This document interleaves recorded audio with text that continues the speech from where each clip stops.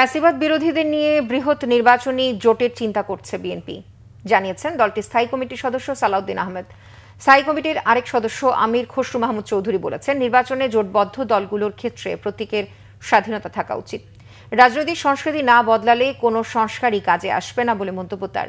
শুভ মাহফুজের রিপোর্ট। জাতীয়তাবাদী যুবদলের ৪৭তম প্রতিষ্ঠাবার্ষিকী উপলক্ষে নেতাকর্মীদের নিয়ে সোমবার সাবেক রাষ্ট্রপতি জিয়াউর রহমানের সমাধিতে শ্রদ্ধা জানান বিএনপির স্থায়ী কমিটির সদস্য সালাউদ্দিন আহমেদ। সেখানে তিনি গণমাধ্যমকে জানান, নির্বাচন সামনে রেখে আসনভিত্তিক যোগ্য প্রার্থীদের সাথে কথা বলা হচ্ছে। জাতীয় ঐক্য ধরে রাখাই বিএনপির মূল লক্ষ্য উল্লেখ করে বৃহৎ নির্বাচনী জোট করার ইঙ্গিত দেন সালাউদ্দিন।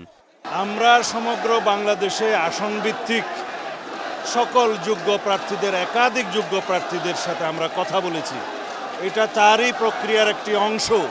আমরা একই মেসেজ দিতে চাই, যাতে আমাদের দলের ভিতরে ঐক্য থাকে, জাতির মধ্যে ঐক্য থাকে, যাদের সাথে আমরা যুগপৎ আন্দোলন করেছি এবং অন্যান্য একটা বৃহৎ জোটের জন্য আমরা চিন্তা করছি, সবাইকে নিয়ে ঐক্যবদ্ধভাবে যাতে আমরা আগামীতে এই নির্বাচনে বৈতরণী পার হতে পারি। তবে জাতির মধ্যে ঐক্যটাই হচ্ছে আমাদের সবচেয়ে বড় শক্তি। সেই ঐক্য বজায় রাখার জন্য কেউ যাতে বিভেদের পথে না যায়, সেই মেসেজটা আমরা দিচ্ছি।